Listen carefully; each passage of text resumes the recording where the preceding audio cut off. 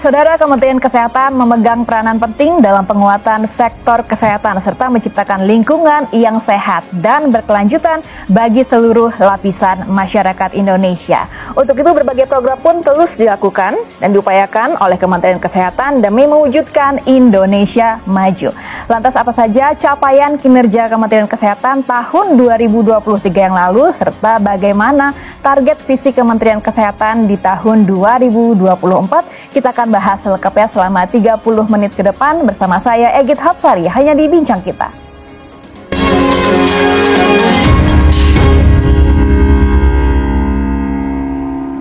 Baik saudara, untuk membahasnya sudah hadir bersama saya di studio narasumber saya Wakil Menteri Kesehatan Republik Indonesia Profesor Dr. Dante Saxono Harbuwono SPPD KMD PhD. Halo Prof Dante, apa kabar? Halo, baik, kabar baik. Sehat dan semangat selalu ya. Terima kasih sudah hadir di studio Kompas TV. Tahun baru, semangat baru ya Prof ya. Tapi jika kita melihat perjalanan dan kinerja Kementerian Kesehatan setahun sebelumnya, sepanjang tahun 2023, apa saja evaluasinya? Jadi hal terpenting yang kita bisa capai dalam beberapa periode yang lalu adalah kita telah berhasil keluar dari pandemi COVID-19. Dan kita sudah masuk ke endemi COVID. Kemudian kita sudah melakukan berbagai macam transformasi kesehatan. Transformasi kesehatan tersebut kita bungkus menjadi 6 pilar transformasi kesehatan, yaitu transformasi kesehatan di bidang kesehatan primer, di puskesmas dan sebagainya, transformasi kesehatan di bidang sekunder, di rumah sakit, transformasi SDM kesehatan, transformasi pembiayaan kesehatan, transformasi teknologi kesehatan, dan semua kita bungkus dalam tatanan yang rapi, supaya menjadi bagian dari transformasi yang terus akan kita lakukan di masa-masa yang akan datang. Baik, dari capaian kerja sejauh ini, apa saja kira-kira yang sudah on track berjalan mulus dan apa saja poin-poin yang perlu mungkin akselerasi begitu, Prof? Ada beberapa hal yang kita bisa bagi beberapa hal yang sudah on track kita lakukan, misalnya angka kematian bayi dan ibu. Kenapa angka kematian bayi dan ibu ini sudah kita bisa turunkan? Karena kita membagi USG di seluruh puskesmas di Indonesia. Kenapa USG itu harus ada di puskesmas? Karena angka kematian terbanyak itu ada di rumah sakit. Angka kematian di rumah sakit tersebut terjadi, tapi USG dibagi di puskesmas. Gitu. Jadi, itu sebabnya karena keterlambatan rujukan ketika melakukan antenatal atau pemeriksaan kehamilan. Jadi kalau di puskesmas sudah ada USG, kemudian dokter umum itu sudah melakukan USG dan memperkirakan bahwa bayi itu harus dilahirkan di rumah sakit, maka tidak akan dilahirkan di puskesmas, tapi dilahirkan di rumah sakit. Diharapkan dengan proses seperti itu, angka kematian bayi dan angka kematian ibu akan menurun, dan ini sudah terjadi. Dan beberapa hal lagi yang sudah kita lakukan adalah berbagai macam upaya transformasi kesehatan yang mencakup surveillance dan peningkatan angka-angka pendeteksian penyakit menular seperti penyakit tuberkulosis yang saat ini sudah bisa hampir kita identifikasi hampir 1 juta, yang tadinya hanya sekitar 500-450 ribu, sekarang sudah bisa berhasil sampai hampir 1 juta. Itu beberapa hal keberhasilan yang telah kita capai di tahun-tahun 2023 ini. Baik, pemerintah Indonesia memiliki grand design yang sangat visioner sekali, Indonesia Emas 2045. Dan ini membutuhkan masyarakat yang tentunya sehat dan juga berkualitas. Tapi kan kita populasinya sangat tinggi sekali ya Prof. Nah, untuk mengakses layanan kesehatan supaya lebih merata, apa saja yang sudah dilakukan oleh Kemenkes? Jadi saya memang akui tidak semua puskesmas itu ada dokternya. Dan kita sedang mengupayakan bahwa puskesmas-puskesmas yang tidak ada dokternya itu akan terpenuhi kebutuhan tenaga medisnya. Caranya adalah dengan pertama, memberikan beasiswa gratis kepada siswa yang terbaik di daerah untuk bersekolah di fakultas kedokteran sampai selesai dibiayai, biaya hidup dibiayai, tapi dengan syarat mereka harus kembali ke daerah tersebut. Begitu juga dokter yang tadinya ada di daerah, kemudian dia akan ambil spesialis sekolah spesialis lagi kita biayai melalui LPDP dan ke beasiswa dari Kementerian Kesehatan.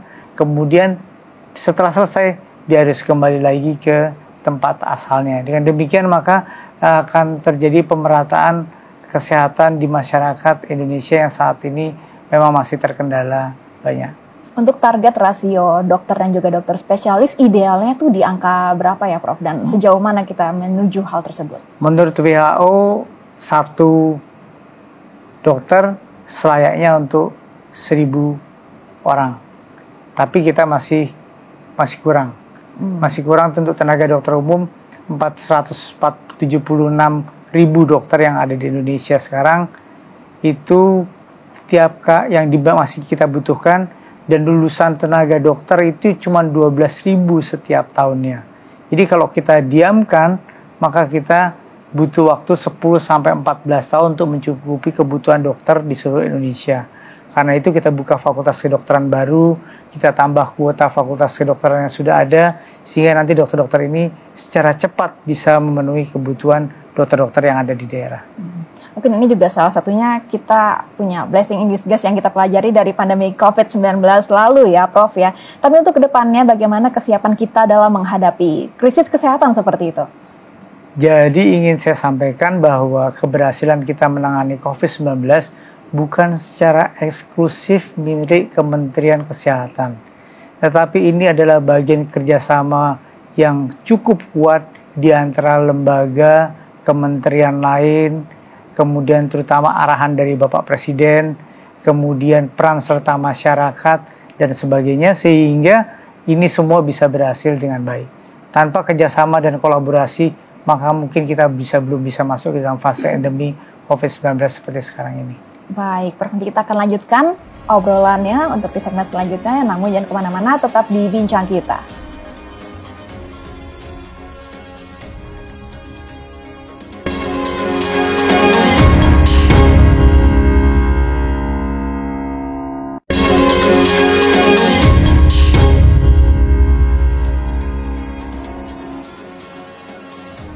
Anda masih menyaksikan Bincang Kita, Saudara, dan kita masih ditemani oleh Wakil Menteri Kesehatan Republik Indonesia, Bapak Dante Saxono Harbuono. Prof Dante, dalam Undang-Undang 1945 kan setiap warga ini berhak atas layanan kesehatan dan tanggung jawabnya memang ada pada negara.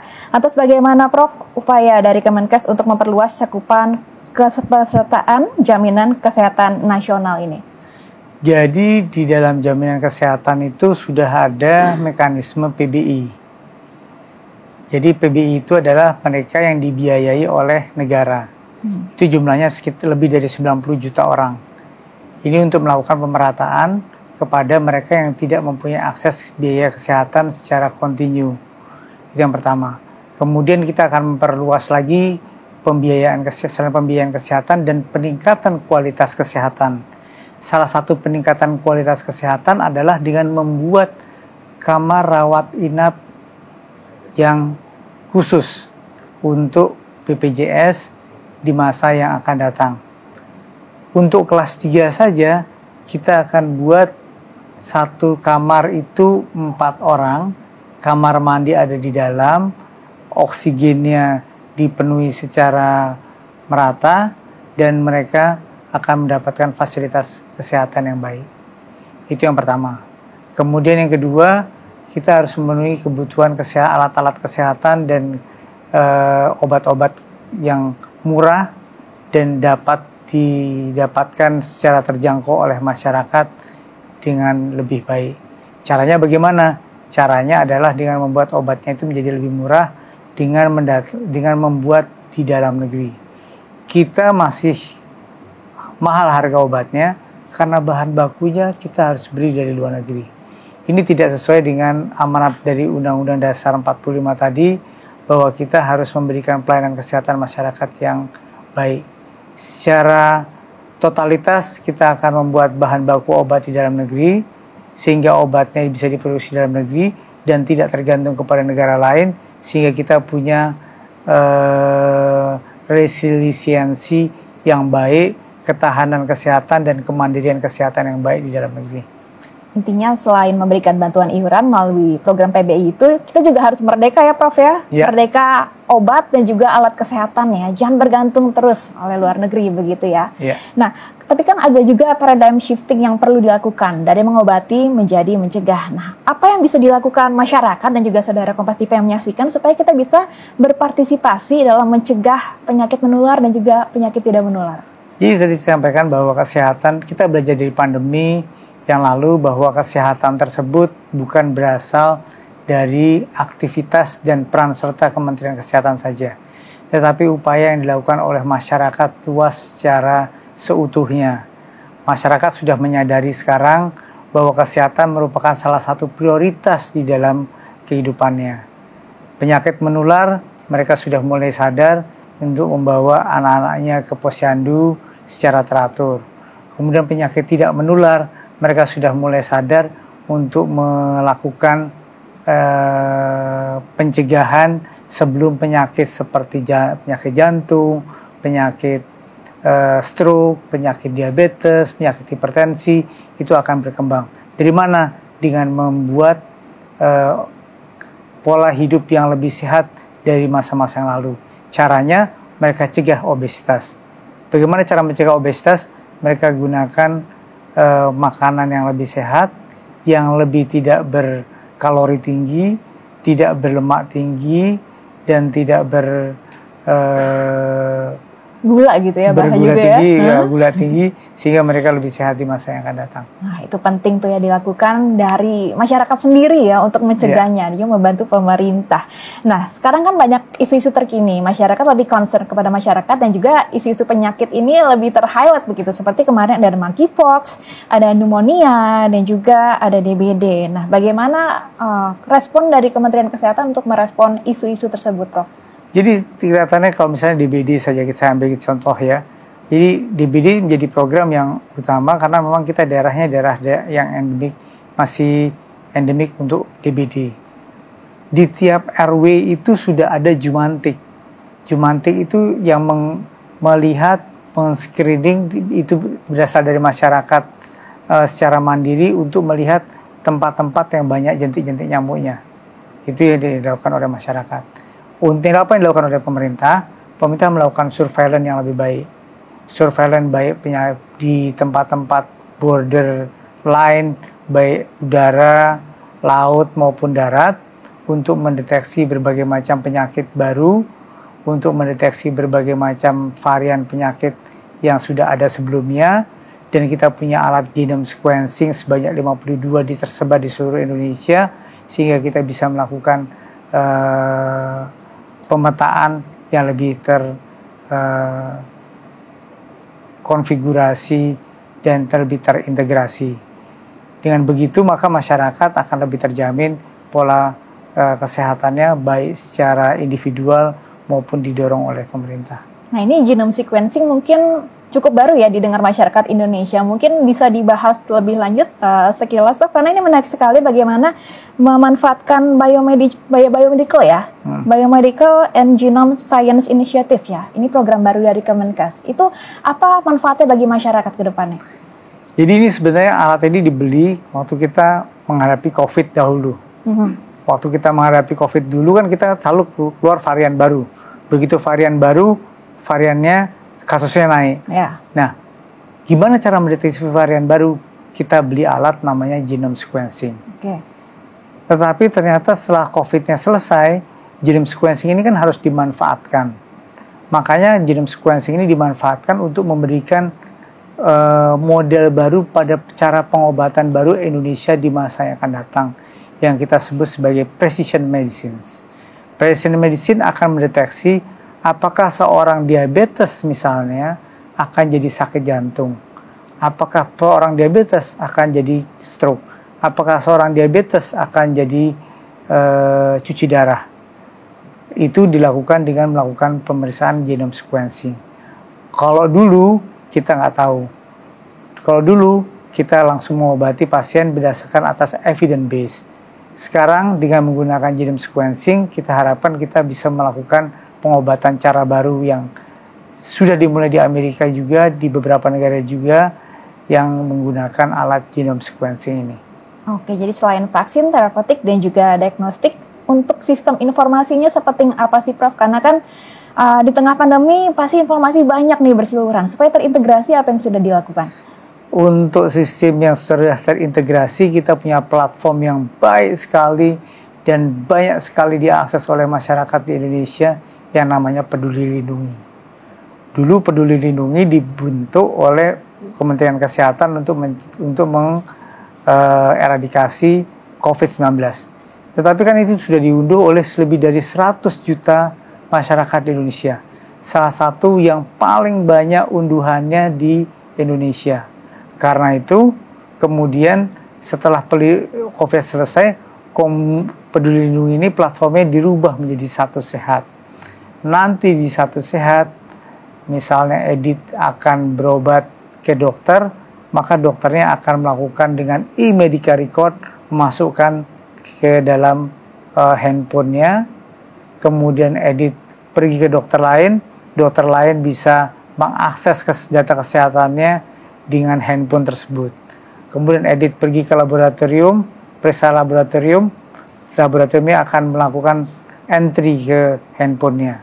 Pergi ke apotek akan mengentry data yang ada di handphone tersebut. Sehingga begitu datang ke dokter, semua platform kesehatan secara digital sudah terintegrasi ada di dalam handphone tersebut. Wah, canggih sekali ya Prof Dante ya. Nah, selanjutnya kita akan bahas bagaimana program-program edukasi kesehatan diintegrasikan ya dalam upaya penguatan sektor kesehatan. Namun jangan dijawab sekarang dulu Prof, kita akan bahas selengkapnya usai jeda berikut. Silakan diminum Prof. Terima kasih.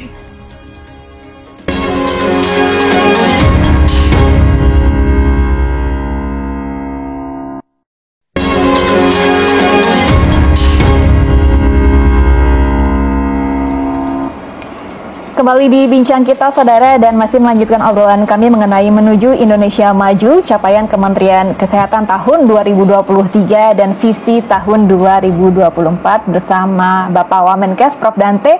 Prof, Kemenkes kan punya banyak sekali program-program untuk menguatkan sektor kesehatan. Namun bagaimana upaya Kemenkes untuk mengintegrasikan seluruh program tersebut?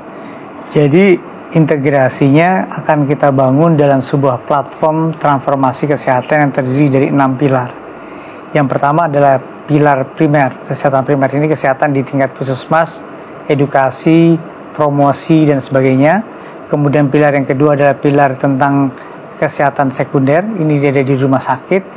Pilar yang ketiga adalah resiliensi kesehatan atau ketahanan kesehatan, di mana kita akan berjuang untuk membuat obat-obat di dalam negeri sendiri.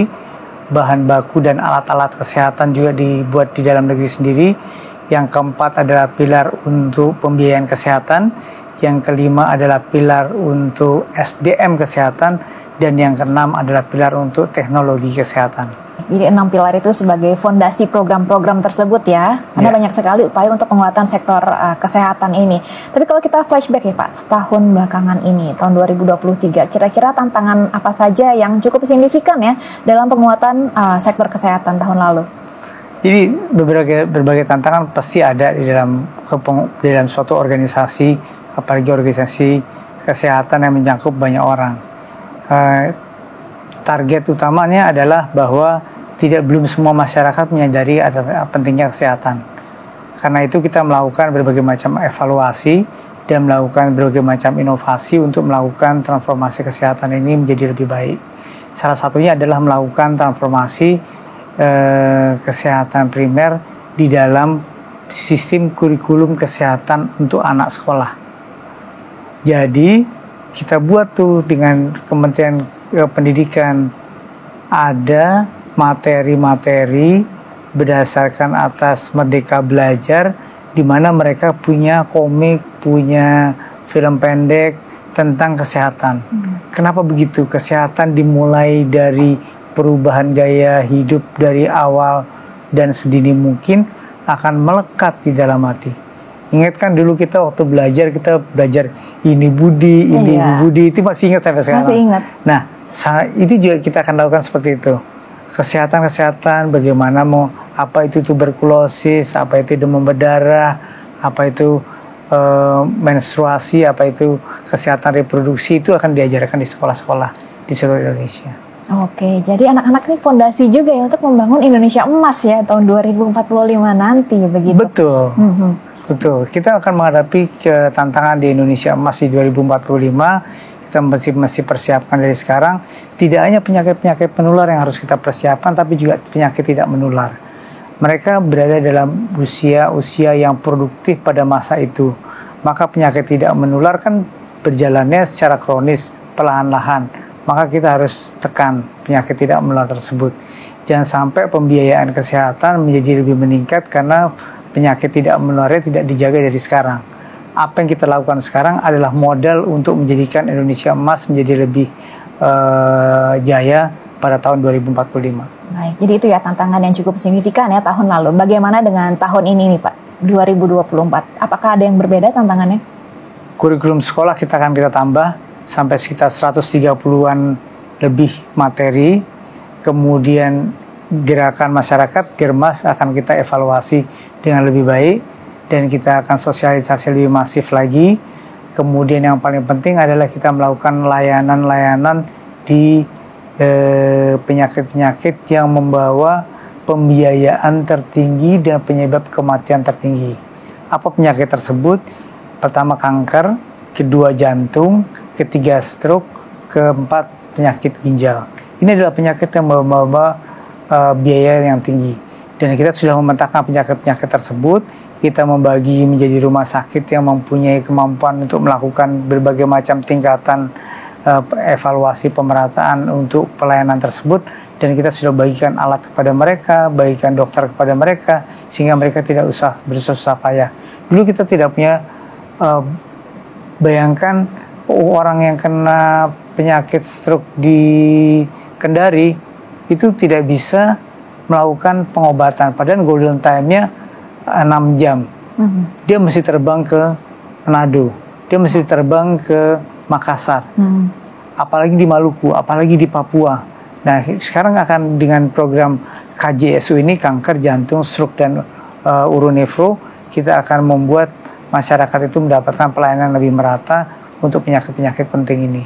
Ini akan menjamin bahwa nantinya akan diteruskan terus sampai pada masa Indonesia Emas 2045.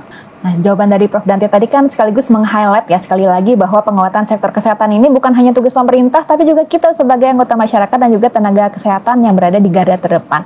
Apa pesan dan juga harapan dari Prof. Dante terhadap anggota masyarakat dan juga layanan kesehatan, tenaga kesehatan yang berjuang di garda terdepan?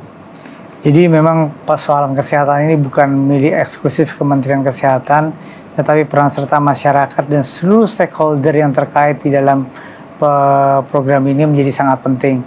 Masyarakat terus berperan dalam melakukan edukasi secara mandiri. Tenaga kesehatan akan terus melakukan pelayanan secara maksimal dan efektif di seluruh lapisan, baik lapisan di tingkat primer maupun tingkat yang lebih advance.